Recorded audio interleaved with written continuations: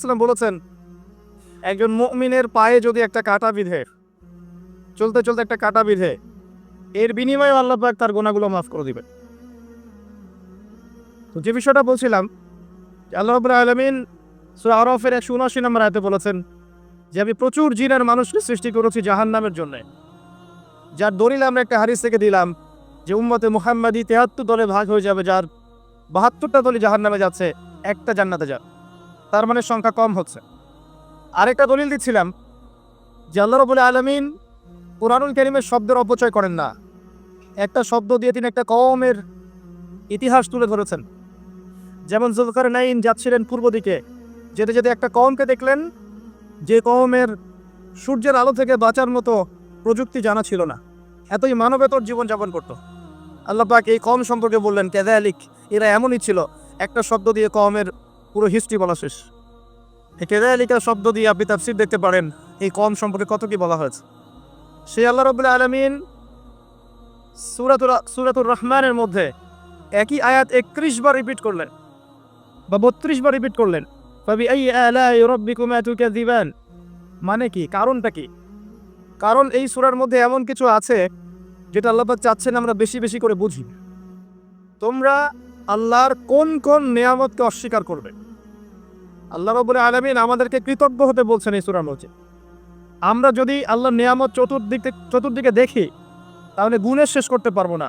আল্লাহ পাক বারবার স্মরণ করাচ্ছেন তোমরা আল্লাহর কোন কোন নিয়ামতকে অস্বীকার করবে। এরপরেও মানুষ আল্লাহদ্রোহী আচরণ করছে। সহিহ বুখারীর মধ্যে 4 বার এই হাদিসটা আসার মানে হচ্ছে যে আল্লাহ পাক এখানেও বোঝানোর চেষ্টা করছেন যে জাহান্নাম থেকে বাঁচার জন্য আমাদের কত সতর্ক থাকা উচিত। হাদিসটা হচ্ছে এই, কিয়ামতের মাঠে আল্লাহ রাব্বুল আলামিন আদম আলাইহিস সালামকে ডাকবেন। আদম আলাইহিস সালামের নাম তো শুনেছেন, তিনি কে? আদি পিতা। তাকে কি কারণে সম্মানিত করা হয়েছিল বলেন? তাকে কি কারণে সম্মান দেওয়া হয়েছিল? জ্ঞানের কারণে। তাকে ফেরেশতারা সেজদা করলেন কি কারণে? শারীরিক গঠনের কারণে, শক্তির কারণে, জ্ঞানের কারণে। এই জ্ঞান এখন আমাদের মধ্যে চরম অভাব। এই জ্ঞানের চর্চার চরম অভাব আছে আমাদের মধ্যে এখন। আমরা জ্ঞান চর্চা করতে চাই না। আমরা স্লোগান দিতে চাই যে আল কোরআনের আলো ঘরে ঘরে জ্বালো, কিন্তু প্রত্যেকটা ঘরে একটা করে কোরআনের হাফেজ নাই। এমনকি প্রত্যেকটা ঘরে একটা করে মানুষও পাওয়া যাবে কিনা যারা কোরআন বিশুদ্ধ করে তেলাওয়াত করতে পারে। আমি একটা কথা বারবার বলি যে এইসব আইওয়াশ শোডাউন দিয়ে ইসলামের কোনো কল্যাণ নাই। ইসলামের কল্যাণ কনস্ট্রাকটিভ কাজ করতে হবে। প্রথমে জ্ঞান চর্চা করতে হবে, ক্লাসিক্যাল সাবজেক্টগুলো পড়তে হবে। ফর এক্সাম্পল কোরআন, অ্যারাবিক সাহিত্য, ফর এক্সাম্পল হাদিস, রাসূলের জীবনী সাল্লাল্লাহু আলাইহি ওয়াসাল্লাম, ফর এক্সাম্পল সিরাত, ইসলামের হিস্ট্রি, ইসলামিক ইকোনমিক্স, জিওপলিটিক্স, এবং আপনি যেখানে পড়ছেন সায়েন্স, আর্টস, কমার্স, এগুলো পড়বেন। পড়াশোনা করে জ্ঞান চর্চা করতে আমরা চাচ্ছি না, আমরা রাতারাতি ফল পেতে চাই। এই জন্য আইওয়াশ শোডাউনে বেশি ব্যস্ত থাকে। এগুলোতে ইসলামের কোনো খায়ের নাই, কল্যাণ নাই। আসেন, আদম আলাইহিস সালামকে আল্লাহ পাক ডাকবেন, ডেকে বলবেন তোমার সন্তানদের মধ্য থেকে জাহান্নামীদেরকে আলাদা করে দাও। আদম আলাইহিস সালাম বলবেন হে আল্লাহ, কতজনকে আলাদা করে দিব? আল্লাহ রাব্বুল আলামিন বলবেন প্রতি 1000-এ 999 জনকে জাহান্নামের জন্য আলাদা করে দাও। বলেন ইন্না লিল্লাহ ওয়া ইন্না ইলাইহি রাজিউন। প্রতি 1000-এ 999 জনকে জাহান্নামের জন্য আলাদা করে দাও। আপনি গাণিতিকভাবে এটাকে ব্যাখ্যা করতে যায়েন না।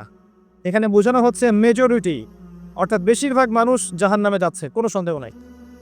হ্যাঁ, এটা ঠিক, জাহান্নামে যাওয়ার পরে কবিরা গুনাহগার যে ব্যক্তিরা আছে তাদের জন্য নবী সাল্লাল্লাহু আলাইহি ওয়াসাল্লাম সুপারিশ করবে, এবং যার অন্তরে সরিষা দানা পরিমাণ ঈমান ছিল, মন থেকে লা ইলাহা ইল্লাল্লাহ সাক্ষ্য দিয়েছে, একদিন না একদিন সে জান্নাতে যাবে ইনশাআল্লাহ।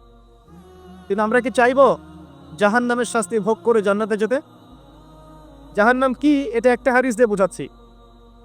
আল্লাহ রাব্বুল আলামিন এই পৃথিবীর সবচেয়ে সুখী মানুষটাকে, এই পৃথিবীতে যার কোনো দুঃখ কষ্ট কিচ্ছু ছিল না, এই মানুষটাকে ডেকে নিয়ে আসবেন। ডেকে নিয়ে এসে জাহান্নামে ঢুকাবেন এক মুহূর্ত সময়ের জন্য, ধরেন 1 সেকেন্ড বা 1 ন্যানো সেকেন্ড, এরপরে বের করে নিয়ে আসবেন। নিয়ে এসে বলবেন পৃথিবীতে কি সুখে ছিলে? সেই ব্যক্তি বলবে সুখ কি জিনিস হে আল্লাহ আমি জানি না। আমি কি বোঝাতে পারছি ভাই? সুখ কি জিনিস আমি জানি না। আর আল্লাহ রাব্বুল আলামিন এই পৃথিবীর সবচাইতে কষ্টে থাকা মানুষটাকে ডেকে নিয়ে আসবেন, এনে জান্নাতে ঢুকাবেন, ঢুকে এক মুহূর্ত সময় রাখবেন, বের করে নিয়ে আসবেন। বলবেন পৃথিবীতে কষ্টে ছিলে? সেই বান্দা বলবে কষ্ট কি জিনিস আল্লাহ আমি জানি না। এটাই সেই আয়াতের ব্যাখ্যা বলা যায়। আল্লাহ পাক বলেছেন কুল্লু নাফসিন যায়িকাতুল মাউত, প্রত্যেকটা নফস বা আত্মা মৃত্যুর স্বাদ গ্রহণ করবে। ওয়া ইন্নামা তুওয়াফাউনা উজুরাকুম ইয়াওমাল কিয়ামাহ, কিয়ামতের মাঠে তোমাদের পূর্ণ প্রতিদান দেয়া হবে। ওই দিন ফামান যুহজিহা আনিন নার ওয়া উদখিলাল জান্নাহ ফাকাদ ফাজ, সেদিন যাকে আল্লাহ পাক জাহান্নাম থেকে বাঁচাবেন, জান্নাতে প্রবেশ করাবেন, একমাত্র সে ব্যক্তি সফল, আর কেউ সফল না। এই আয়াতটা হচ্ছে দ্য ডেফিনেশন অফ সাকসেস, যার পিছনে আমরা ছুটছি। আমরা সাফল্যের পিছনে ছুটি না। সফল হতে হবে, নিজের পায়ে দাঁড়াতে হবে, টাকা পয়সা করতে হবে, বাড়ি গাড়ি করতে হবে, ব্যাংক ব্যালেন্স করতে হবে, জমি জমা করতে হবে, একটা সুন্দরী গার্লফ্রেন্ড চাই, একটা স্ত্রী চাই, তাই না? আমরা সাফল্যের পিছনে ছুটতে চাই, আর আমাদেরকে বস্তুবাদী দর্শন শেখায় এগুলোই সাফল্যের মানদণ্ড। তা আল্লাহ পাক এখানে বলছেন যাকে জাহান্নাম থেকে বাঁচানো হবে আর জান্নাতে প্রবেশ করানো হবে, এই ব্যক্তি ছাড়া কেউ সফল না। পৃথিবীতে আপনি অনেক বড় নেতা হতে পারেন, ইভেন অনেক বড় আলেমও হতে পারেন, অনেক বড় পলিটিশিয়ান হতে পারেন, অনেক বড় প্রশাসনের কর্মকর্তা হতে পারেন, অনেক বড় ইকোনমিক্স হতে পারেন, কলামিস্ট হতে পারেন, বুদ্ধিজীবী হতে পারেন, হাফেজ হতে পারেন, হু এভার ইউ আর, যদি কিয়ামতের মাঠে আপনি জান্নাতে যেতে না পারেন, আপনি সফল না। আর পৃথিবীতে যে মানুষ মুদির দোকান করছে, ভ্যান চালাচ্ছে, রিক্সা চালাচ্ছে, বারবার সেলুনে কাজ করে, কৃষক কৃষি কাজ করে, যাদেরকে মানুষ চেনেও না, ইমান আছে, 5 ওয়াক্ত নামাজ পড়ে, ছেঁড়া কাপড় পরে থাকে, এত মান মর্যাদা নাই, ভাইরাল না, মানুষ চিনে না, গভীর রাতে তাহাজ্জুদ পড়ে, দেখবেন এই ব্যক্তি যদি কিয়ামতের মাঠে জান্নাতে চলে যায়, এই ব্যক্তি আমার চেয়ে সফল, কোনো সন্দেহ নেই। আমাদের দৃষ্টিভঙ্গি আগে চেঞ্জ করতে হবে, দুনিয়ামুখী দৃষ্টিভঙ্গি ত্যাগ করতে হবে, পরকালমুখী দৃষ্টিভঙ্গি দরকার। নবী সাল্লাল্লাহু আলাইহি ওয়াসাল্লাম সাহাবায়ে কেরামের ভিতরে এই পরিবর্তন নিয়ে এসেছিলেন, তাদেরকে আল্লাহমুখী করেছেন, আল্লাহমুখী। যখন তারা আল্লাহমুখী হয়ে গেছেন, তখন দুনিয়া তাদের কাছে তুচ্ছ হয়ে গেছে। দুনিয়ার কষ্ট সহ্য করে নিয়েছেন, দুনিয়ার ভোগ বিলাস ত্যাগ করে দিয়েছেন, দুনিয়াকে সর্বোচ্চ প্রাধান্য দেননি, হাজত বা প্রয়োজন মনে করেছেন। দুনিয়ার সব কাজ করেছেন শুধু আল্লাহ সন্তুষ্টির জন্য। এবং আমি অনেক লেকচারে এটাও বলেছি যে আপনি দুনিয়ার প্রতিটা কাজ আল্লাহ সন্তুষ্টির জন্যই করেন, কারো কাছে কিছু পাওয়ার আশায় করেন না। যদি কারো কাছে প্রতিদান পাওয়ার আশায় দুনিয়ার কাজগুলো করেন, আপনি কষ্ট পাবেন। কারো কাছে আশা করেন না, আল্লাহর কাছে আশা করেন প্রতিদান, আপনি কষ্ট পাবেন না ইনশাআল্লাহ। কারণ আল্লাহ ছাড়া প্রকৃত অর্থে আমাদের আপন বলে কেউ নাই। শুধুমাত্র আল্লাহই আপনার আপন, বাকিরা আপনার প্রয়োজন। মানুষ মানুষকে ভালোবাসতে পারে না, মানুষ মানুষের অবস্থানকে ভালোবাসে। এটা আপনারা হারে হারে ফিল করবেন যত দিন যাবে দেখবেন এটা আখিরুজ জামান, শেষ জামানও চলছে। এখন ফিতনাগুলো এমনভাবে পড়তে থাকবে যেন একটা মালা ছিঁড়ে দিলে পুঁথিগুলো যেমন টপ করে পড়ে যায়, এইভাবে ফিতনাগুলো আসতে থাকবে। ওই হাদিসের দিকে আসেন। নবী সাল্লাল্লাহু আলাইহি ওয়াসাল্লাম বলছেন আদম আলাইহিস সালামকে ডেকে আনা হবে, বলা হবে তোমার সন্তানদের মধ্য থেকে জাহান্নামীদেরকে আলাদা করে দাও। আল্লাহ পাক বলবেন প্রতি 1099 জনকে আলাদা করে দাও, একজন জান্নাতে যাচ্ছে প্রতি 1000-এ। কিন্তু listen to me very carefully, কিন্তু আল্লাহ পাক সূরা নিসা একটা কথা বলেছেন, ইন্নাল্লাহা লা ইয়াগফিরু আন ইউশরাকা বিহি ওয়া ইয়াগফিরু মা দুনা যালিকা লিমান ইয়াশা। আল্লাহ রাব্বুল আলামিন তার সাথে শিরকের গুনাহ ছাড়া অন্য যে কোনো গুনাহ যাকে ইচ্ছা মাফ করতে পারে। যে কোনো গুনাহ আল্লাহ পাক মাফ করতে পারেন শিরকের গুনাহ ছাড়া। আরেকটা গুনাহ আল্লাহ পাক ক্ষমা করবেন না, সেটা হচ্ছে বান্দার হক। বান্দার সাথে সম্পৃক্ত, কারো টাকা চুরি করেছেন, কারো জমি আত্মসাৎ করেছেন, কাউকে গালি দিয়েছেন, কারো প্রতি জুলুম করেছেন, কাউকে অন্যায়ভাবে মেরেছেন, ছিনতাই করেছেন, ইত্যাদি, যেটা অন্যের হকের সাথে সম্পৃক্ত। ধর্ষণ করেছেন, মানুষের সম্মানহানি করেছেন, কাউকে নিষ্পাপ কাউকে বিতর্কিত করেছেন, ইত্যাদি। এই যে মানুষের সাথে জড়িত হক, এটা আল্লাহর কাছে মাফ নেওয়া যাবে না। কাবা ঘরের গিলাফ ধরে কানলেও কোনো লাভ নাই। ওই বান্দার কাছে গিয়ে ক্ষমা নিতে হবে, ভাই আমি আপনাকে গালি দিয়েছি, মাফ করে দেন। ভাই আমি তোমার টাকা চুরি করেছিলাম, এই নাও ফেরত নাও। বোন তোমার সম্পত্তি আমি দেই নাই, নিয়ে নাও। প্রতিবেশী তোমার জমি আমি নিয়েছি, নিয়ে নাও। এটা দুনিয়াতে করতে হবে। অন্যথায় পরকালে দেখবেন যে মানুষের সাথে জড়িত হকের জন্য মানুষটা দাঁড়িয়ে আছে। একজন ব্যক্তি উঠেছে, নামাজ রোজা হজ যাকাত সব নেকি নিয়ে উঠেছে। ওঠার পরে দেখছে সামনে অনেক মানুষ দাঁড়িয়ে আছে। কি জন্য দাঁড়িয়ে আছে? কারো টাকা নিয়ে শোধ করে নাই, কাউকে গালি দিয়েছে, কারো প্রতি জুলুম করেছে, কারো প্রতি অন্যায় করেছে, এরা দাঁড়িয়ে আছে, হক চাচ্ছে। তখন কিভাবে শোধ করবে? আল্লাহ পাক বলবেন তোমার নেকি ওদেরকে দিয়ে দাও, তখন শেয়ার রেটের মাধ্যমে নেকি চলে যাবে। কথা বুঝতে পারছেন? তখন আরো অত্যাধুনিক প্রযুক্তি থাকবে, নেকি কনভার্ট। আর নেকি দিতে দিতে যদি নেকি শেষ হয়ে যায়, তখন ওই ব্যক্তিদের গুনাহ তার আমল নামায় চলে আসবে। তারপর ওই ব্যক্তিরা জান্নাতে যাবে, এই ব্যক্তি জাহান্নামে যাবে। অতএব দুনিয়াতে মানুষের সাথে জড়িত কোনো হক রাখেন না। আল্লাহ পাক বলছেন শিরকের গুনাহ ছাড়া আল্লাহ যে কোনো গুনাহ মাফ করতে পারেন, আর এই যে কুফরি এবং মানুষের সাথে জড়িত হক আল্লাহ মাফ করবেন না। এখন আল্লাহ যদি শিরকের গুনাহ ছাড়া সব গুনাহ মাফ করতে পারেন, আর আল্লাহ পাক তো ওয়াদা করেছেন নবী সাল্লাল্লাহু আলাইহি ওয়াসাল্লামকে মেরাজের রাতে যে তোমার উম্মতের যে কোনো ব্যক্তি যদি শিরক না করে আমার সামনে হাজির হয় আমি তাকে মাফ করে দেব। একটা হাদিসে কুদসির মধ্যে এটাও আছে, হে আদম সন্তান, তুমি যদি আসমান এবং জমির সমপরিমাণ গুনাহ নিয়ে আমার সামনে দাঁড়াও কিন্তু আমার সাথে কাউকে শরীক করনি, তাহলে আমি আল্লাহ তোমার সামনে আসমান জমিন সমান ক্ষমা নিয়ে দাঁড়াবো।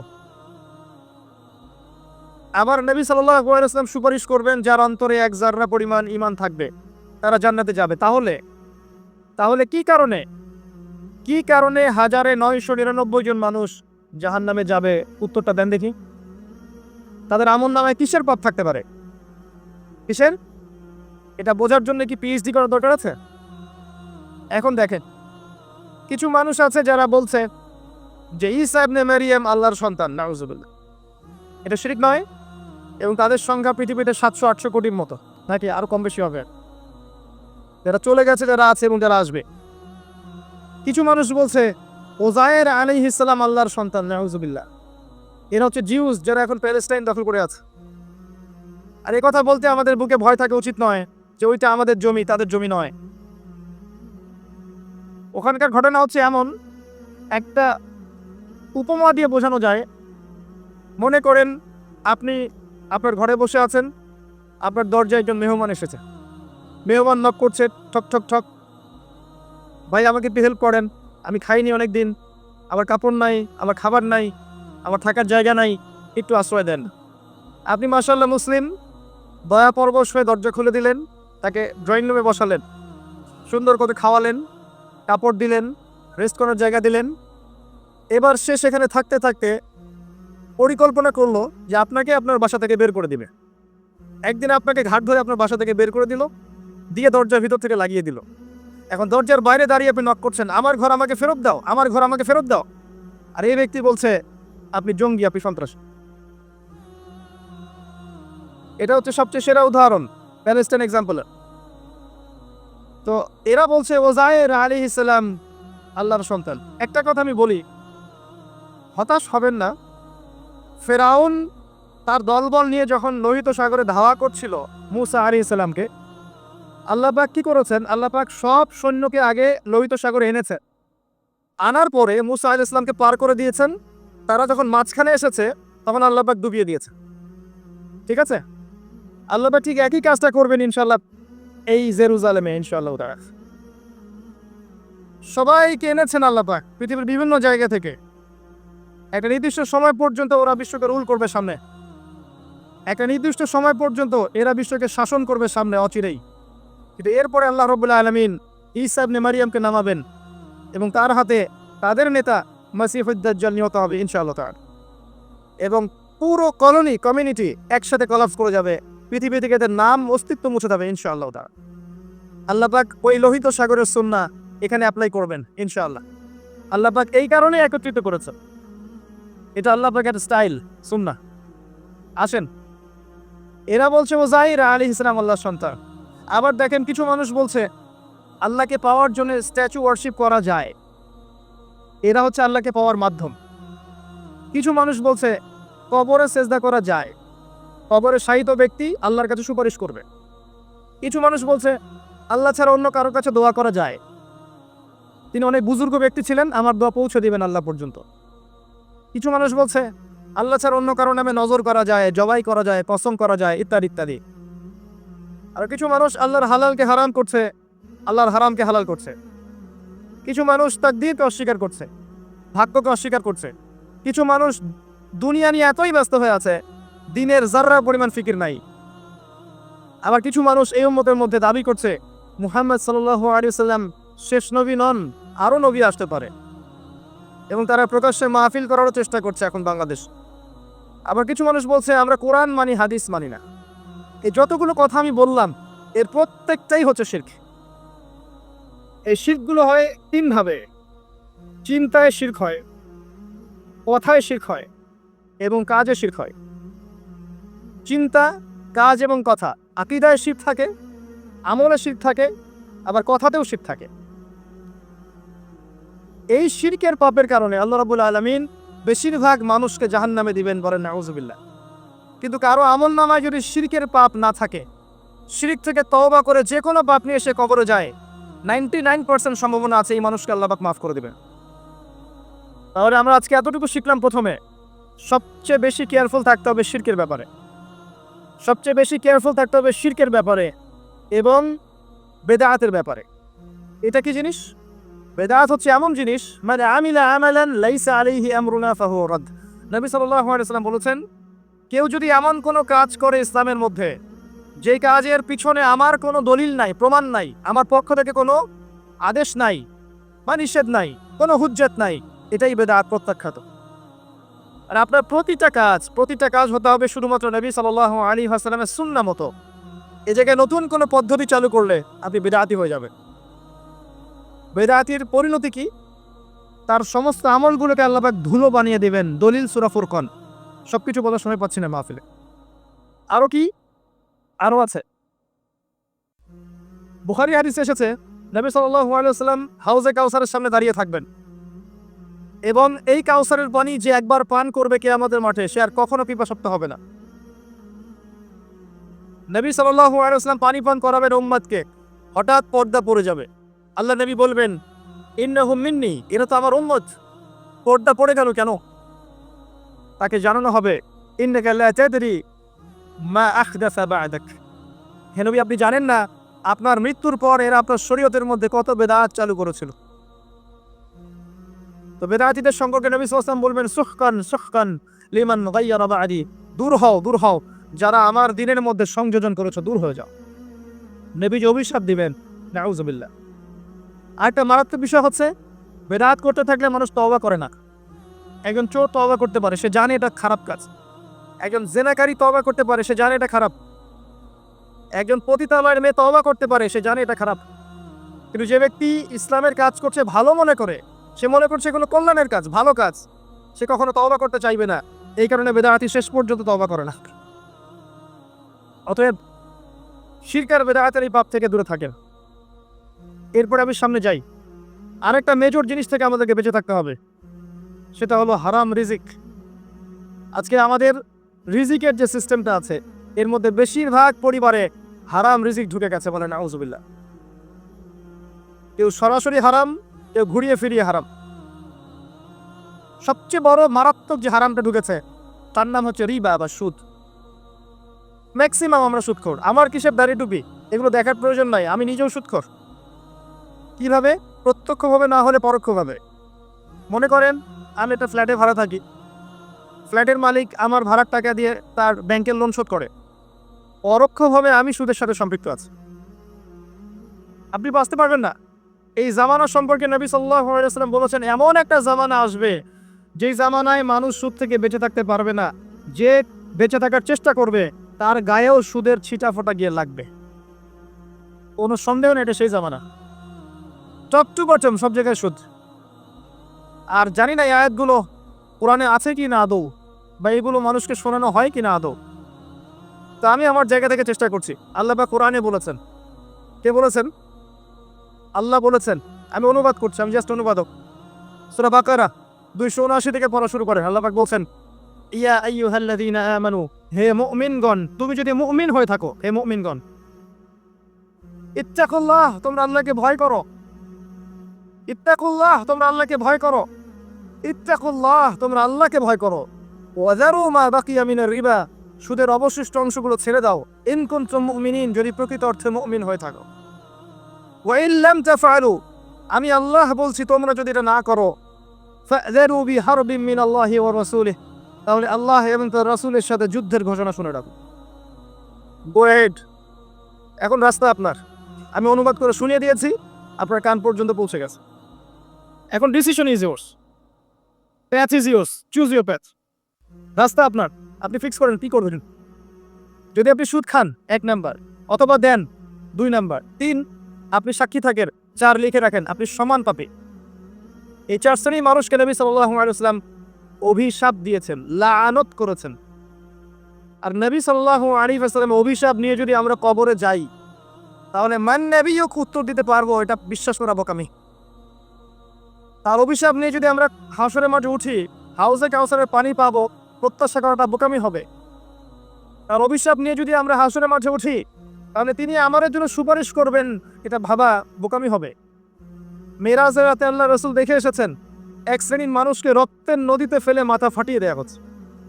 নবী জিজ্ঞাসা করলেন সাল্লাল্লাহু আলাইহি ওয়াসাল্লাম, এরা কারা হে জিবরাইল?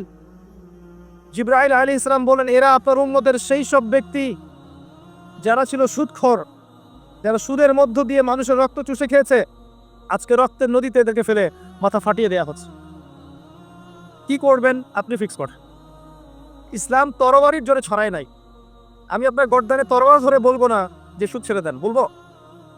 কেউ বলবে না। ইসলাম এভাবে ছড়ায় নাই। ইসলাম সৌন্দর্য দিয়ে ছড়িয়েছে, সুন্দর উপদেশ দিয়ে ছড়িয়েছে। উদউ ইলা সাবিলি রাব্বিকা বিল হিকমা ওয়াল মাউইযাতিল হাসানাহ ওয়াজাদিলহুম বিল্লাতি হিয়া আহসান, এভাবে ইসলাম ছড়িয়েছে। ফাযাক্কির ইন নাফাআতিয যিকরা সায়াযাক্কারু মান ইয়াখশা। হে নবী, আপনি উপদেশ দিন, যদি উপদেশ কাজে লাগে। শীঘ্রই যারা আল্লাহকে ভয় করে তারা আপনার উপদেশ গ্রহণ করবে ইনশাআল্লাহ। ওয়া ইয়াতাজান্নাবুহাল আশকা, যারা পাপাচারী ফাসিক তারা উপদেশ গ্রহণ করবে না। ফাযাক্কির ইন্নামা আনতা মুযাক্কির, আপনি উপদেশ দিন, আপনি শুধু উপদেশদাতা। লাস্তা আলাইহিম বিমুসাইতির, আপনি কারো উপর দারোগা নন। এটা একজন দায়ীর কাজ, একজন আলেমের কাজ, এর বেশি কিছু না। আমাদের ম্যাক্সিমাম রিজিকের মধ্যে সুদ ঢুকে গেছে। হয় আমরা খাচ্ছি, না হলে দিচ্ছি, না হলে সাক্ষী থাকছি, না হলে লিখে রাখছি। আরেকটা কথা বলি, এই হাদিসটাও শুনে রাখেন। নবী করিম সাল্লাল্লাহু আলাইহি ওয়াসাল্লাম কার নবী? আপনার তো, আপনারই তো নবী। তিনি বলেছেন সুদের পাপের 73টা শাখা আছে। কতটা? যার সর্বনিম্ন শাখা হচ্ছে নিজের মায়ের সাথে জেনা করা। এখানে যদি একটা বিল্ডিং থাকে, যে বিল্ডিং এর মধ্যে মনে করেন কথার কথা না আউযুবিল্লাহ অনেক প্রস্টিটিউট মহিলা আছে, কথা বুঝতে পারছেন? এখানে আছে অনেক প্রস্টিটিউট মহিলা, যারা এখনকার ভাষায় সেক্স ওয়ার্কার্স, কারণ তারা যৌনকর্মী বলতে চায়, পতিতা শব্দ ইউজ করতে চায় না। তারা এটাকে একটা স্বীকৃতি দিতে চেষ্টা করছে আর কি। সেক্স ওয়ার্কার্স, এটা একটা কাজ। আউযুবিল্লাহ। এই কারণেই সমাজে বেশি বেশি মহামারী ছড়াবে। এই কারণেই সমাজে এমন কিছু পাপ ছড়াবে, এমন কিছু রোগ ছড়াবে যে এই রোগগুলো কখনো ছিল না ইতিহাস। এই কারণেই আর এসেছে শেষ জামানায় যখন অশ্লীলতা বেড়ে যাবে, বেহায়াপনা বেড়ে যাবে, নগ্নতা বেড়ে যাবে, তখন সমাজে বেশি বেশি এমন রোগ ছড়াবে যে এই রোগগুলো আগে কখনো ছিল না। মনে করেন এখানে আমার একটা বিল্ডিং আছে, সেখানে কিছু সেক্স ওয়ার্কার্স আছে, এখানে কেউ ম্যানেজার, কেউ কাজ করে, কেউ মনে করেন দারোয়ান, কেউ মনে করেন ডিলার এগিয়ে দিচ্ছে, কেউ মনে করেন যে ঘরে ঢুকিয়ে দিচ্ছে, ইত্যাদি ইত্যাদি। এক একজন এক এক সেকশনে কাজ করছে, অনেকটা কর্পোরেট সেকশনের মতো। এখন আপনি কি তাদের কারো বাসায় দাওয়াত খেতে চাইবেন? আপনি কি তাদের কারো উপার্জন খেতে চাইবেন? যদি এমন হয় এখানে সব সেক্স ওয়ার্কার্স নয়, সবাই আমাদের মা, নাউযুবিল্লাহ। শব্দটা প্রয়োগ করলাম আঘাত করার জন্য, কারণ নবীজি বলেছেন মায়ের কথা। মনে করেন এরা সবাই আমাদের মা, নাউযুবিল্লাহ। এখন কি আপনি এটাকে পছন্দ করবেন? এখানে যদি কেউ কাজ করে তার রিজিক খেতে চাইবেন? রিবার মধ্য দিয়ে আমরা এগুলো করছি, কোনো ফিকির নাই, যায় আসে না কাজ কারো কিছু, দিব্যি খাচ্ছে। যখন দেখবেন পাপ করতে করতে করতে করতে আমার মনের মধ্যে কোনো রিয়াকশন হচ্ছে না, তখন বুঝে নেবেন কলব মরে গেছে, ডিস্ট্রয়েড, ডেডার। হ্যাঁ, একজন মুমিনের পরিচয় হচ্ছে ছোট ছোট পাপ তার কাছে পাহাড়ের মতো মনে হবে, আর একজন ফাসিকের পরিচয় হচ্ছে বড় বড় পাপ তার কাছে মাছির মতো মনে হয়, তাড়ালেই চলে যা। আরো আছে, সেই বুখারীর একটা হাদিসে নবীজি বলেছেন, যে ব্যক্তি 1 দিরহাম সুদ খায় সে যেন 36 বার জিনা করেছে। একবার জিনা করার শাস্তি 100 বেত্রাঘাত এবং 1 বছরের জন্য বহিষ্কার, যেটাকে আমরা উৎসাহ নাই। দুনিয়াতে শোধ করে যাওয়া ভালো পরকালের চাইতে। অতএব আল্লাহর ওয়াস্তে আমি হাত জোর করে রিকোয়েস্ট করছি, আল্লাহর ওয়াস্তে সুদ ছেড়ে দেন। ভ্যান চালায় খান, সবজি বিক্রি করে খান, একটা ছোট কাপড়ের ব্যবসা করে খান, একটা মাছের আড়ত করে খান, গবাদি পশু প্রতিপালন করে খান, কৃষিকাজ করে খান, আল্লাহর ওয়াস্তে সুদে যায় না। আপনার পুরো দুনিয়া এবং আখিরাত বরবাদ হয়ে যাবে এবং আপনি এর মধ্য দিয়ে আল্লাহর সাথে যুদ্ধ করছেন, নবীর সাথে যুদ্ধ করছেন। এর উপরেও আছে পেপার মানির মধ্যে সুদ। ওই যে বললো 1 দিরহাম, এই দিরহাম আমার কি জিনিস? দিরহাম মানে রৌপ্য মুদ্রা। দিনার এটা কি জিনিস? স্বর্ণ মুদ্রা, ইসলামিক মুদ্রা। সেই যে চলে গেছে ব্রিটিশরা আসার আগে, এখন আর দেখা যায় না। একটা গোল্ড কয়েন যার মূল্যটাকে ইকোনমিক্সের ভাষায় বলে ইন্ট্রিনসিক ভ্যালু। ইন্ট্রিনসিক ভ্যালু, এই ভ্যালুটা এই স্বর্ণ মুদ্রার ভিতরেই থাকে।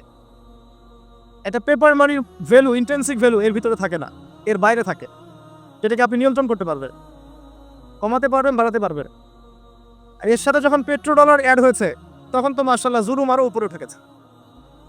আর যারা পেট্রো ডলার সিস্টেম চালু করেছে, এইসব ভোগবিলাসী আরবদেরকে আমরা বলি এরা হচ্ছে আমিরুল মুমিনিন, নাউজুবিল্লাহ, সুবহানাল্লাহ। কত অন্ধ হলে মানুষ এদেরকে আমিরুল মুমিনিন মনে করতে পারে। এরা মুসলিমদের প্রপার্টি সব আমেরিকার হাতে তুলে দিয়েছে, আর সেই প্রপার্টি দিয়ে এরা বোম্বিং করে করে সারা বিশ্বের মধ্যে মুসলিম হত্যা করছে। আল্লাহ পাক সেই যে বলেছেন সূরা মাইদার মধ্যে 51 নম্বর আয়াতে, ইয়া আইয়ুহাল্লাযীনা আমানু হে মুমিনগণ, লা তাত্তাখিযুল ইয়াহুদা ওয়ান নাসারা আউলিয়া, হে মুমিনগণ তোমরা ইহুদি এবং খ্রিস্টানদেরকে বন্ধুরূপে গ্রহণ করো না। কে বলেছেন? আল্লাহর চেয়ে কি আমি জিওপলিটিক্স ভালো বুঝি? আল্লাহর চেয়ে আমি আমার ভালো বন্ধু ভালো বুঝি? কাদেরকে? বা'দুহুম আউলিয়া ও বা'দ, যারা একে অপরের বন্ধু, যারা একে অপরের বন্ধু।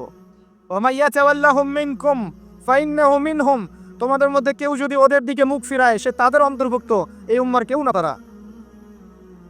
যেই হোক, বিশ্বের এইসব নামধারী মুসলিম কান্ট্রিদের চাইতে বাংলাদেশের পররাষ্ট্রনীতি অনেক ভালো আছে, 1000 গুণে ভালো আছে। কি মনে করেন আর এসব ফাসেকা জালেমদেরকে আপনি আমিরুল মুমিনিন মনে করছেন? আল্লাহ পাক বোঝার তৌফিক দান করুন। আসেন, রিবার কথা বলতে গিয়ে কথাটা আসছি, ইন্ট্রিনসিক ভ্যালু বলে একটা বিষয় আছে। এত ডিটেলস বিষয় মাহফিলে বলা সম্ভব না। এতটুকু বলবো যে ইনশাআল্লাহ তাআলা আপনি যদি আপনার সম্পদকে সাস্টেইনেবল অ্যাসেটে রূপান্তরিত করেন, আগামী দিনগুলোতে আপনি ইনশাআল্লাহ জিতবেন, আদারওয়াইজ হেরে যাবেন। ফর এক্সাম্পল, আপনি যদি আপনার সম্পদকে জমিতে কনভার্ট করেন, গবাদি পশুর প্রজেক্ট করেন, আপনি যদি মাছের প্রজেক্ট করেন, ব্যবসা ইনভেস্ট করেন, বা কিছু গোল্ড রাখেন, কিছু সিলভার, কিছু আপনার রূপা রাখেন, ইত্যাদি ইত্যাদি, পরবর্তী সময়গুলোতে গিয়ে আপনার সম্পদের মান কমে যাবে না, ইনশাআল্লাহ বাড়বে। কিন্তু আপনি সমস্ত সম্পদ যদি পেপার মানির মধ্যে রেখে দেন, আস্তে আস্তে আপনার সম্পদের মান কমবে। সামনে 10, 15, 20, 30 বছর পর আপনি সম্পদ হারাবেন। এর চেয়ে বেশি কিছু আমি বলতে পারবো না, এটা আপনারা পড়াশোনা করে বুঝে নেবেন।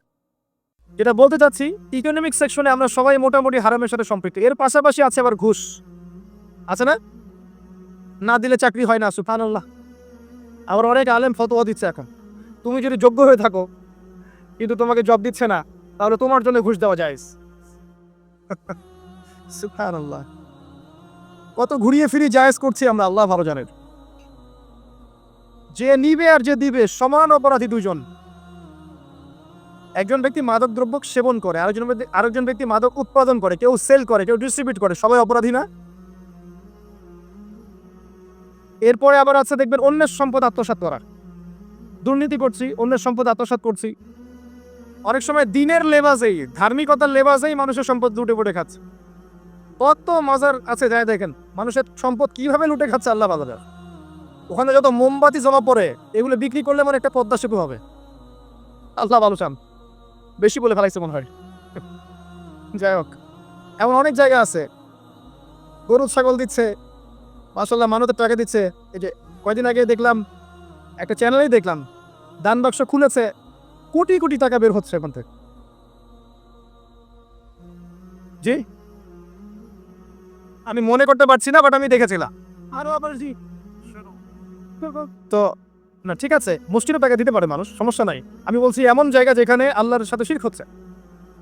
বিষয়টা হচ্ছে আমরা ধর্মের লেবাসে অনেক সময় মানুষের সম্পদ লুটে পড়ে খাচ্ছি না? অনেক মুসলিম আছে যারা বোনের সম্পত্তির অধিকার দেয় নাই। আল্লাহ রাস্তায় সময় দিয়ে আসে, চিল্লা দিয়ে আসে, বলছে যে আমার বোন তো আমাকে সম্পত্তি দান করে দিয়েছে, মাশাল্লাহ। আপনি কেমনে দান করছে ভাই? আমি ওকে বলছি তুই যদি আমাকে দিস তোর সব হবে, তো দিয়ে দিচ্ছে মাশাল্লাহ। তো বললাম যে আপনি মরার আগেও তো তাকে সবের আশা দিয়ে দিন, এই অবস্থায় মরেন না।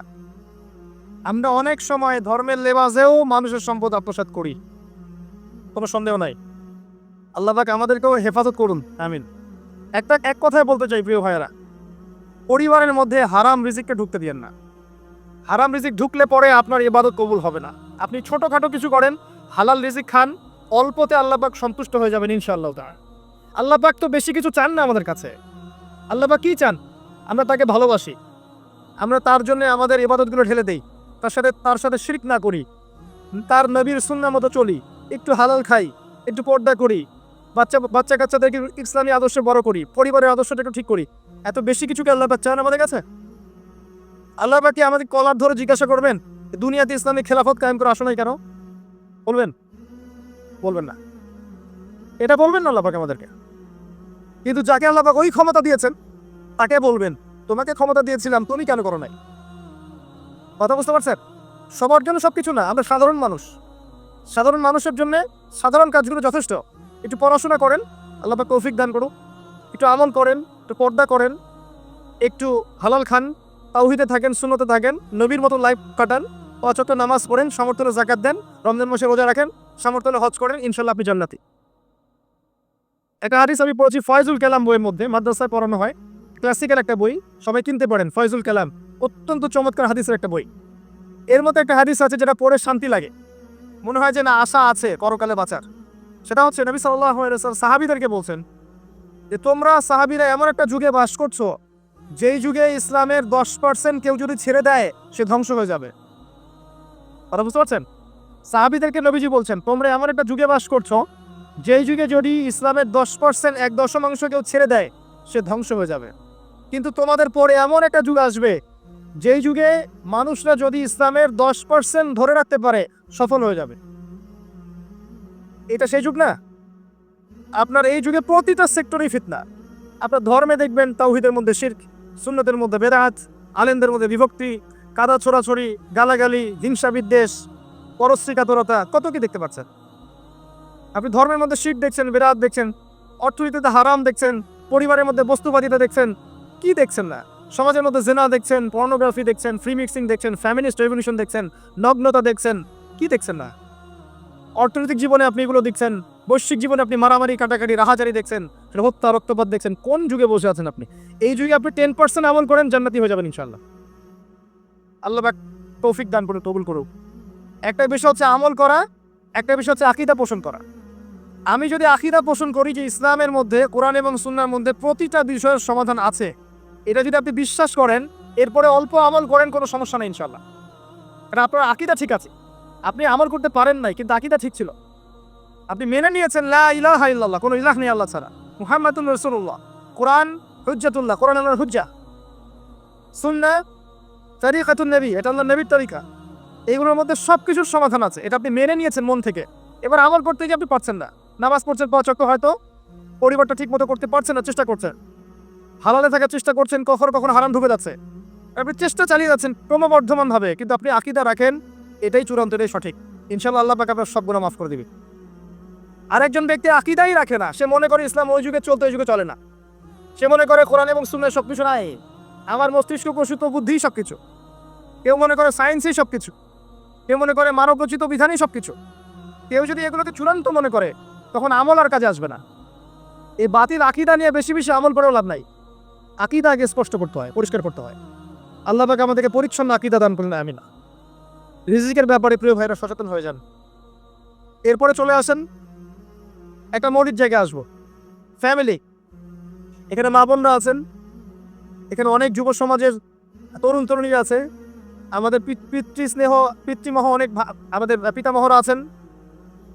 এটা একটা ভালো সুযোগ এই পরিবার সম্পর্কে দুটো মৌলিক কথা বলার জন্য।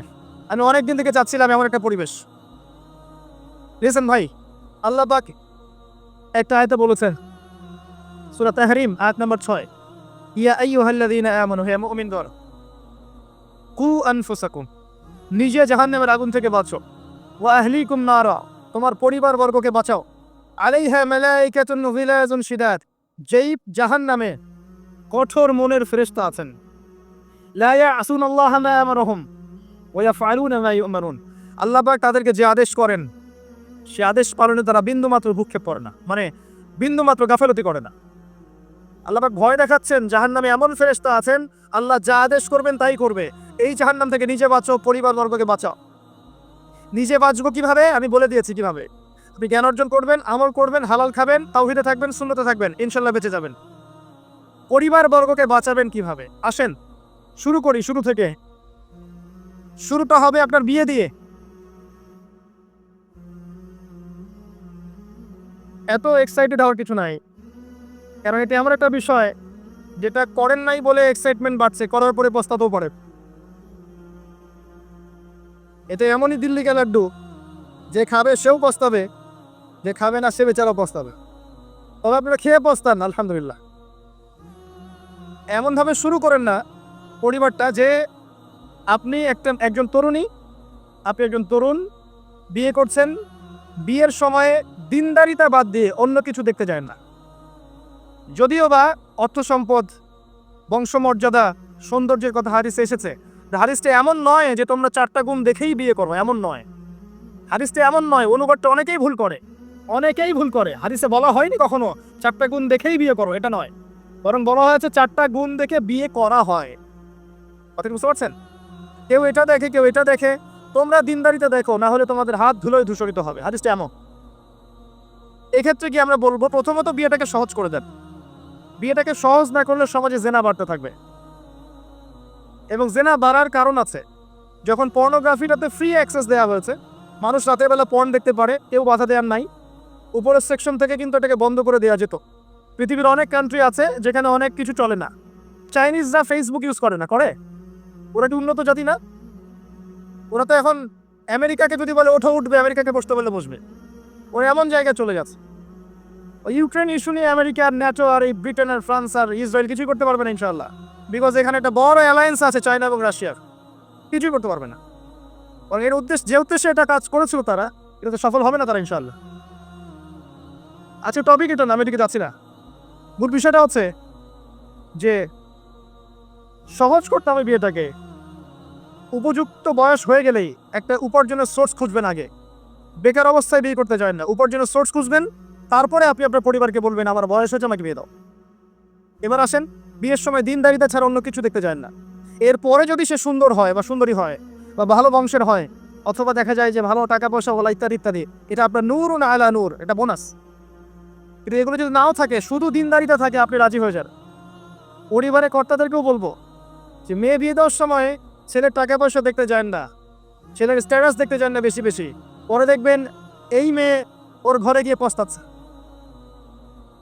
আর ছেলের পিতাদেরকেও বলবো, ছেলেকে যখন বিয়ে দিবেন, একটা মেয়েকে কিনে নিব আর সাথে কিছু যৌতুকের টাকাও নিব, এই টেন্ডেন্সি নিয়ে বিয়ে করতে যায় না। ওই বিয়েতে বারাকা বেশি, যেখানে খরচ কম, যেখানে বেশি হট্টগোল নাই। চট্টগ্রাম অঞ্চলে বিয়ের মতো না। একটা বিয়েতে মনে হয় 40-50 লাখ টাকা খরচ করে ফেলা। গেটই সাজাবে বলে 4-5 লাখ টাকা খরচ করে। সুবহানাল্লাহ। এই 5 লাখ টাকা দিয়ে আর মনে হয় 10টা-20টা পরিবারকে বিয়ে দেওয়া যাবে। হ্যাঁ, লোহার আংটি দিয়ে বিয়ে করেছে সাহাবী। লোহার আংটিও নাই তোমার বাসায়? বলছে না ইয়া রাসূলুল্লাহ, লোহার আংটিও তো নাই আমার বাসায়। তাহলে কি করবা? কোরআনে কয়টা সূরা জানো? কে এই সূরাগুলো জানি, এগুলো শিখিয়ে দিও, যাও, মোহর হয়ে গেছে। কত সহজ বিয়ে, কত সহজ। আর এখন যেটা হয়, মেয়ে খুঁজবে দিনদার বিল গেটস, আর ছেলে খুঁজবে দিনদার ক্যাটরিনা। কথা বুঝতে পারছেন? প্রিয় ভাইয়েরা, দিনদারিতাকে প্রাধান্য দেন, আর কিছু না। আপনি সফল হবেন ইনশাআল্লাহ, শান্তি পাবেন। এবং বিয়ের পরে আল্লাহর পক্ষ থেকে একটা ভালোবাসা আসবে। যদি আপনি দেখেন যে আপনার স্ত্রী খাদিজা রাদিয়াল্লাহু আনহার মতো, আয়েশা রাদিয়াল্লাহু আনহার মতো, হাজরা আলাইহিস সালামের মতো সবর করেনেওয়ালা, যে আপনাকে দিনের পথে এগোতে সাহায্য করে, তাহলে আর অন্যদিকে চোখ দেওয়ার দরকার নাই। রাজি হয়ে যা। এরপর আপনার পরিবার শুরু। এখানে উভয়ের মাঝে হৃদ্যতা, ভালোবাসা থাকতে হবে। তবে আরেকটা কথা বলে রাখি, সবাই মনোযোগ দিয়ে কথাটা শোনেন। একটা পরিবারের ভিত্তি শুধু ভালোবাসা দিয়ে টিকে থাকে না। একটা পরিবারের ভিত্তি টিকে থাকে আপোষের বিশ্বাসের উপরে।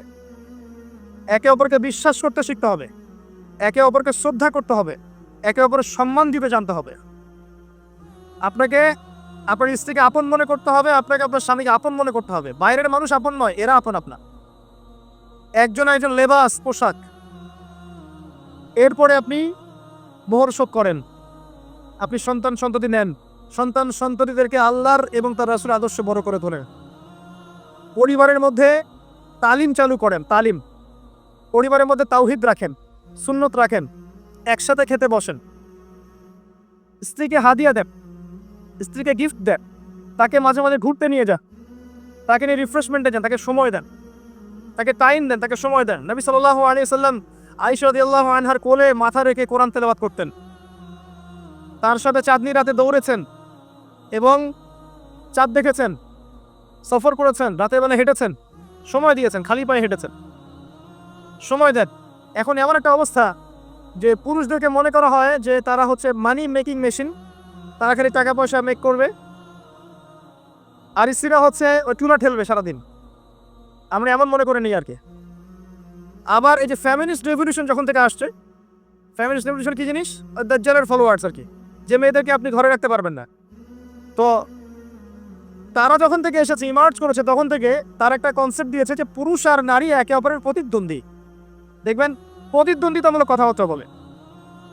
স্বামীর মুখের উপর তর্ক করতে যাবেন না। স্বামীকে বাইরের অনেকগুলো বিষয় ফেস করতে হয়। একজন স্বামী মনে করেন প্রশাসনে চাকরি করে, তাকে তার ডিউটি ফেস করতে হয়, তার বসকে মেনটেন করতে হয়, তার এগুলো সামলাতে হয়, তাকে বাজারঘাট করতে হয়, সারাদিন পরিশ্রম করে সে বাসায় ঢোকার পরে আপনি মুখটা গোমরা করে বসে থাকেন। স্বামী আহলান সাহলান করেন না, তাকে একটু আদর করেন না, মহব্বত করেন না, তো অটোমেটিকলি তার আপনার দিক থেকে তার মনটা চলে যাবে অন্যদিকে। স্বাভাবিক। আপনি আপনার স্বামীর জন্য সাজেন না, বাইরের মানুষের জন্য সেজে বুঝে আপনি মার্কেটে যান। প্রবলেমস এগুলো। এরা মনে করে স্বামী স্ত্রী একে অপরের প্রতিদ্বন্দ্বী, অথচ এরা একে অপরের পরিপূরক। একে অপরের পরিপূরক। উভয় হৃদ্যতা ভালোবাসায় পরিবার গড়ে ওঠে। যে পরিবারের মধ্যে হৃদ্যতা ভালোবাসা আছে, ওই পরিবারের বাচ্চা কাচ্চারা দেখবে বড় আলেম হবে, বড় নেতা হবে, বড় কিছু হবে ইনশাআল্লাহ। যেখানে এগুলো নাই, ওই সন্তানরা বড় হয় হতাশার মধ্যে, কাজের বুয়ার কাছে, ডে কেয়ার সেন্টারে। এরা তো বড় হয়ে জঙ্গি হবে, সন্ত্রাসী হবে, স্বাভাবিক। ভালো প্যারেন্টিং দিতে পারে নাই। এরকম না বিষয়টা। সময় দিতে হবে, একে অপরের দায়িত্ব বুঝতে হবে, আপোষের মধ্যে বিশ্বাস থাকতে হবে, ভালোবাসা থাকতে হবে এবং সবরের মানসিকতা থাকতে হবে। মেয়েদের ব্যাপারে বলাই হয়েছে তারা বাঁকাহার, অতএব চাপ দিতে যায় না, ভেঙে যাবে। চাপ দিতে যায় না, ভেঙে যাবে। ওই অবস্থা ছেড়ে দিলে ওই অবস্থায় থেকে যাবে। একটা কথা আমি বলি, আমি শিখেছি আমার লাইফ থেকে, আল্লাহ পাকের প্রতিটা সৃষ্টি এক একটা রূপক মেসেজ দিচ্ছে। জানেন, রাবার গাছ দেখেছেন? রাবার গাছ, যে গাছ থেকে রাবার হয়, গাছটাকে দেখবেন পরিচ্ছন্ন, গাছটা পরিষ্কার। যে নিজে পরিষ্কার করে সে নিজেও পরিচ্ছন্ন। জমিনের মধ্যে দেখবেন মৃত জমিন, বৃষ্টি পড়লো, সজীব হয়ে উঠলো, সবুজ ধান ক্ষেত। এই সবুজ ধান ক্ষেতটা আপনার যৌবন, আস্তে আস্তে ফসল হবে। এই ফসল হওয়ার টাইমটা হচ্ছে আপনার পৌরত্ব। এরপরে ফসলটা কেটে ফেলা হবে। এই ফসলটা আপনার ভালো কাজ, আমলে সলেহ, এটাকে রেখে দেওয়া হবে। বাকিটাকে হলুদ বর্ণের যে খড়কুটো, এটাকে জ্বালিয়ে দেওয়া হবে। এই যে ধান গজালো, একটা সিজন গেল, এর মধ্যে আপনার দুনিয়ার জীবনের হায়াতের রূপকথা আছে। জি, পাহাড়কে দেখেন, পাহাড় বিশালতা নিয়ে দাঁড়িয়ে থাকে। ওর গায়ে যতই ঢিল মারেন, লাথি মারেন, সমালোচনা করেন, সে নড়বে না, তার জায়গা থেকে থাকবে। সে ওর জায়গায় স্টিল থাকবে, কিন্তু সে শান্ত থাকে, সে চিল্লাফাল্লা করে না। তাই যারা সাহসী বীর, তারা বেশি কথা বলে না, শান্ত থাকে। যারা পাহাড়ের মতো দৃঢ়, ওরা বেশি কথা বলে না। সাগরকে দেখেন, বিশাল সাগর। কক্সবাজারে যান, সাগরকে বিশাল সাগর, গর্জন করছে, ভিতরে অনেক সম্পদ, অনেক মাখলুক আছে। আপনি সামনে গিয়ে দাঁড়ান, বিনয়ের সাথে একটা পা ধুয়ে দিবে, কোনো অহংকার করবে না। প্রতিটা সৃষ্টি আল্লাহ পাকের এক একটা মেসেজ দেয়। ঠিক মেয়ে মানুষও একটা মেসেজ দেয়। কি মেসেজ? আল্লাহ পাক মানুষকে সবচেয়ে সুন্দর করে সৃষ্টি করেছেন, আর মানুষের মধ্যে মেয়েদেরকে সবচেয়ে বেশি সুন্দর করে সৃষ্টি করেছেন। আল্লাহ পাকের সবচেয়ে সুন্দর সৃষ্টি হচ্ছে মেয়েরা, এবং তারা খুব নরম হয়, নরম, প্রজাপতি ধরার মতো। প্রজাপতিকে ধাপ করে ধরতে পারবেন না আপনি। শক্ত করে ধরতে গেলে প্রজাপতি নষ্ট হয়ে যাবে, মরে যাবে। প্রজাপতিকে কোমলভাবে ধরতে হবে। ঠিক মেয়েদের সামনেও আপনার কোমল থাকতে হবে। যে হার্ড হতে যাবেন, শেষ। আমি আপনার গার্লফ্রেন্ডের সামনে কোমল হতে বলি নাই, আপনার ওয়াইফের সামনে হতে বলেছি। কোমল থাকলে আপনি জিতে যাবেন। দেখবেন দুনিয়ার চিল্লা ফাল্লা করছে আপনার বাসায়, আপনি চুপচাপ আছেন পাহাড়ের মতো, কোমল আছেন। 5 মিনিট পর দেখবেন নিজেই ঠান্ডা হয়ে এসে বলছে আচ্ছা সরি, ভুল হয়ে গেছে। আর যদি আপনি চিল্লা ফাল্লার কাউন্টার দিতে চান, তাহলে দেখবেন সুটকেস গোছানো শেষ, বাবার বাড়ি চলে গেছে। ডিল করা খুব ডিফিকাল্ট। এখানে আপনাকে খুবই সবরের পরিচয় দিতে হবে, আল্লাহ পাক বোঝার তৌফিক দান করে। আর আমরা মা বোনদেরকে রিকোয়েস্ট করব, 4টা মূলনীতি মেনে কাপড় চোপড় পরবেন। আপনার কাপড়টা এমন হবে না যেই কাপড়টা পরলেও অঙ্গ প্রত্যঙ্গ দেখা যায়, বোঝা যায়, এমন হবে না। কাপড়টা এমন হবে না এত টাইট ফিটিং যে আপনার অঙ্গের উঁচু নিচু অবয়ব বোঝা যায়, এমন হবে না। কাপড়টা এমন হবে না যেটা অমুসলিমদের পোশাক, আর কাপড়টা এমন হবে না যেটা পুরুষদের পোশাক। এই মূলনীতিগুলো মেনটেন করে কাপড় পরবেন ইনশাআল্লাহ। এছাড়াও মেয়েদের কথায় পর্দা আছে, চলনে পর্দা আছে, ওঠা বসায় পর্দা আছে। নামাজ পড়ার সময় তাদেরকে কিছুটা শালীনভাবে নামাজ পড়তে হয়, তাদের চোখের দৃষ্টির মধ্যে পর্দা আছে। এগুলো কে শিখাবে এখনকার মেয়েদেরকে? সবসময় বিজি দেখবেন নতুন কোন সিরিয়াল আসছে, নতুন কোন ফ্যাশন আসছে, নতুন কোন পার্লারে কি আসছে, কোন কাটিং আসছে, কোন নায়িকা আসলো। ওই যে বাংলাদেশে কোন এক নায়িকা আসছে, আইনে মিডিয়াতে এমন তোলপাড়, মানে কি নাকি একটা অবস্থা। আল্লাহর কাছে তোমার কি মূল্য আছে হে? আল্লাহর কাছে তোমাদের কি মূল্য আছে? তোমরা কি 5 ওয়াক্ত নামাজ পড়ো? তোমরা কি পর্দা করো? তোমাদের মধ্যে হায়াবত কিছু আছে? তোমরা মানুষকে ভালো কিছু শেখাও, সমাজকে ভালো কিছু দাও, শালীন কিছু দাও। আল্লাহর কাছে তোমাদের কি মূল্য আছে? নবী সাল্লাল্লাহু আলাইহি ওয়াসাল্লাম তো জাহান্নাম দেখে সেই কথাটাই বলেছেন, আমি জাহান্নাম দেখে আসলাম, সেখানে বেশিরভাগ অধিবাসী হচ্ছে মেয়ে, নারী। কি কারণ? তারা এমন কাপড় চোপড় পরে বাইরে ঘুরতো যেই কাপড় পরেও তারা নগ্ন থাকতো। আমি কি ব্যাখ্যা করতে হবে? আপনি দেখতে পারেন না? এবং তারা স্বামীর সাথে কুফরি করত। সারা জীবন স্বামী যদি তাদের ভরণ পোষণ দেয়, ভালোবাসে, মহব্বত করে, তাদের জন্য জীবনটা ক্ষয় করে ফেলে, এক পর্যায়ে গিয়ে বলবে সারাটা জীবন তোমার কাছে কিছুই পাইলাম না। বাস্তব। এগুলোর কারণে মেয়েরা বেশি বেশি জাহান্নামে যাবে, এবং তারা মানুষ মারা গেলে মাতম করে, বুক পিঠ চাপড়া, এই কারণে যাবে, এবং তর্ক লাগলে অভিশাপ দেবে, সেই কারণে যাবে। আল্লাহ পাক আমাদের মা বোনদেরকে হেফাজত করুন। তবে একটা হাদিস আছে সুসংবাদের। নবী সাল্লাল্লাহু আলাইহি ওয়াসাল্লাম বলেছেন, একজন নারী যদি 4টা কাজ করতে পারেন, জান্নাতের যে কোনো দরজা দিয়ে ইচ্ছা প্রবেশ করতে পারবেন।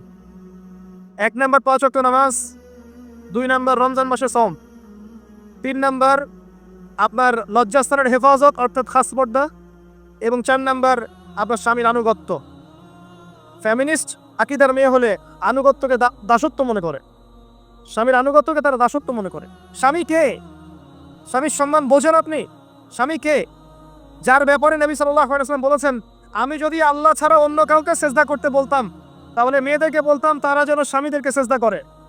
আপনাকে আমি কিভাবে বুঝাবো স্বামী কে? স্বামীর মর্যাদা কোথায়? এগুলো কি ইসলাম মেয়েদেরকে ডমিনেট করছে এগুলো দিয়ে? কেন? এই স্বামী আপনার জন্য সারাটা জীবন ক্ষয় করে ফেলে। একটা চোর পর্যন্ত, একটা চোর, একটা করাপ্টেড মানুষ, দুর্নীতিগ্রস্ত মানুষ, সে চুরি করে, দুর্নীতি করে এনে বাচ্চাকে খাওয়ায়। একটা ধর্ষক পর্যন্ত ওর মেয়েকে আদর করে। পুরুষ মানুষ কি জিনিস কেমন করে বুঝবে? সারাটা জীবন ক্ষয় করে ফেলায়। যদি আপনি তার আনুগত্য করেন, তার সামনে সুন্দর মতো থাকেন, তার কথার সাথে তর্ক না করেন, ভালোবাসা দিয়ে থাকেন, আপনার জন্য সে জীবন দিতে প্রস্তুত থাকবে। এরকম পুরুষ মানুষ। আপনার থেকে কেউ চোখ তুলে তাকালে চোখ তুলে ফেলাবে, এরকম পুরুষ মানুষ। আর এখন তো পরিস্থিতি ডিফারেন্ট। বাসায় পুরুষ বাইরের ছেলের সাথে ফোনে প্রেম হয়ে গেছে, পালাই চলে গেছে, বিয়ে করে ফেলছে। দেখবেন বাসায় স্ত্রী আছে, বাইরের মেয়ের সাথে প্রেম করে বিয়ে করা শেষ। বিয়ে করলে সমস্যা নাই, আর ব্যভিচার করে ফেলছে, বিয়ে সে করতেই পারে, সে যদি সমতা রক্ষা করতে পারে, সেটা তার ডিফারেন্ট ইস্যু, এটা অন্য ইস্যু। তো স্বামীর আনুগত্য আপনি কিভাবে বুঝাবো? এটা দাসত্ব নয়। নবী সাল্লাল্লাহু আলাইহি ওয়াসাল্লাম বলেছেন, কোনো স্বামী যদি কোনো স্ত্রীকে চায়, তার প্রয়োজনের জন্য চায়, মহব্বতের জন্য, স্ত্রী যদি চুলায় রান্না করতে থাকে, ওই রান্না ফেলে দিয়ে তাকে আসতে হবে। হাদিস। রাতের বেলা স্বামী স্ত্রী শুয়েছে, স্বামীর চাহিদা আছে, স্ত্রীর কোনো সমস্যা নাই, স্ত্রী ফিট, ইচ্ছা করে অহেতুক স্বামীকে বলল আমি রাজি না, উল্টা পাশে মুখ করে ঘুমিয়ে গেল। আল্লাহ নবী বলছেন সারা রাত আল্লাহর পক্ষ থেকে একজন ফেরেশতা আসবে, এসে এই নারীকে অভিশাপ দিতে থাকবে। এখন এগুলো হাদিস শুনলে বলবে যে ইসলাম তো মেয়েদেরকে ছোট করছে। একজন মেয়ে তার একজন স্বামীর কথা বলছি, স্বামী, তার মেয়ে, তার স্ত্রী, তার মা, তার বোন, সবাইকে তার মিরাসের হক দিতে হয়। একজন মেয়ে তার বাবার সম্পত্তি পায়, কোনো কোনো ক্ষেত্রে তার ভাইয়ের সম্পত্তি পায়, তার স্বামীটা তো পাই, তার ছেলের টক, নানি হলেও সম্পত্তির হক আছে। একটা মেয়েকে চতুর্দিক থেকে সিকিউর করা হয়েছে ইসলামে। তারপরেও কিছু ফ্যামিনিস্টের কারণে এরা বলবে যে মেয়েদেরকে ইসলাম ছোট করছে। হ্যাঁ, মেয়েদেরকে ইসলাম কেন ছোট করছে? কারণ পর্দা করে যে বাইরে বেরোতে বলেছে, ঢ্যাং ঢ্যাং করে নগ্ন হয়ে বেরোতে নিষেধ করেছে, এই কারণে। যদি বলে যে ইসলাম আপনাদেরকে ফ্রি মিক্সিং এর স্বাধীনতা দিচ্ছে, আপনারা সবাই ফ্রি মিক্সিং করেন, গেঞ্জি পরেন, টি শার্ট পরেন, স্যান্ডো গেঞ্জি পরে বাইরে ঘুরে বেড়ান, টাইট ফিটিং প্যান্ট পরে বাইরে ঘুরে বেড়ান, সব জায়গায় আপনারা ফ্রি মিক্সিং করেন, পর্ন দেখেন, জেনা করেন, মদ খান, ইসলাম খুব ভালো। তখন তোমাদের জন্য তো ইসলাম নয়, তোমরা জাহান্নামে যাও, আল্লাহর কি আসে যায়? ইসলাম তোমাদের জন্য নয়, তোমরা জাহান্নামে গিয়ে মরো, ইসলামের কিছু যায় আসে না। আল্লাহর ওয়াস্তে পারিবারিক আদর্শের দিকে ফোকাস করেন প্রিয় ভাই। নিজে জাহান্নামের আগুন থেকে বাঁচান, পরিবারবর্গকে বাঁচান, পরিবারবর্গকে বাঁচান। পরিবার একটা পার্ট হচ্ছে আপনার পিতামাতা। পিতামাতার সাথে খারাপ আচরণ করতে যায় না আল্লাহর ওয়াস্তে। সেই ব্যক্তির জন্য ধ্বংস যার পিতামাতা বেঁচে আছে, তাদের হক আদায় করে সে জান্নাতে যেতে পারলো না, তার জন্য ধ্বংস। আরেকটা অংশ আছে আপনার সন্তান সন্ততি। বাচ্চা কাচ্চার প্যারেন্টিংটা খুব সুন্দর করে করেন। যখন আপনি স্ত্রীর সাথে মিলন করতে গিয়েছেন তখন দোয়া পড়েন, আল্লাহুম্মা বিসমিল্লাহি আল্লাহুম্মা জান্নিবনা শাইতান ওয়া জান্নিবিশ শাইতান মা রাযাকতানা। আমার মনে হয় এখনকার জেনারেশন যেগুলো আছে ফাসিক, মাদক সেবন করে, পর্নোগ্রাফিতে আসক্ত, ইয়াবাখোর, স্মাগলিং করছে, চুরি করছে, হাবিজাবি, ধর্ষণ করছে, আমার মনে হয় না তাদের পিতামাতা তাদেরকে জন্ম দেওয়ার সময় এই দোয়াগুলো পড়েছিল। কারণ পিতামাতা এই দোয়া পড়লে ওই সন্তানকে শয়তান স্পর্শ করতে পারে না। সন্তান হবে, সন্তান ছেলে হোক মেয়ে হোক, আপনার এটা নিয়ে মন খারাপ করার কিছু নাই। একজন কন্যা সন্তানকে লালন পালন করে সৎ পাত্রে পাত্রস্থ করলে এই মেয়ে পরকালে আপনার জন্য জাহান্নামের আগুন থেকে ঢাল হয়ে যাবে। যার কাছে দুইজন মেয়ে আছে, দুইটা মেয়েকে সে ভালো করে মানুষ করেছে, নবী সাল্লাল্লাহু আলাইহি ওয়াসাল্লাম বলছেন সে জান্নাতে আমার সাথে এমন করে থাকবে এইভাবে। কেউ যদি বিধবার দায়িত্ব নেয়, সেও নবী সাল্লাল্লাহু আলাইহি ওয়াসাল্লামের সাথে এইভাবে থাকবে। এতিমের দায়িত্ব নেয়, এইভাবে থাকবে। ফ্যান্টাসিতে ভুগছেন, একটা এতিম মেয়েকে বিয়ে করেন, একটা অসহায় তালাকপ্রাপ্ত মেয়েকে বিয়ে করেন, একটা বিধবা মেয়ে যার স্বামী মারা গেছে, কেউ নাই দেখা, তাকে বিয়ে করেন, তারপরে বোঝা যাবে আপনার মধ্যে কতটুকু দিন আছে। আর বর্তমান সভ্যতা আমাদের কি সমাধান নিবে? সবাই যদি দিনদের একটা করে ক্যাটরিনা খোঁজে, এই এতিম, এই বিধবা, এই যাদের দেখার কেউ নাই, এই মেয়েগুলা কি রাষ্ট্রের সম্পত্তিও থাকবে? এদের দায়িত্ব কে নিবে? পুরুষরা যদি দায়িত্ব না নেয়, কে দায়িত্ব নিবে? এখন কেউ যদি ওদের দায়িত্ব নিতে যায়, তখন তাকে আবার খারাপভাবে উপস্থাপন করা হয়, এই ব্যক্তির মনে হয় চরিত্র খারাপ। কিন্তু এদিকে বাইরে 10টা জেনা করে বেড়াচ্ছে, কোনো সমস্যা নেই।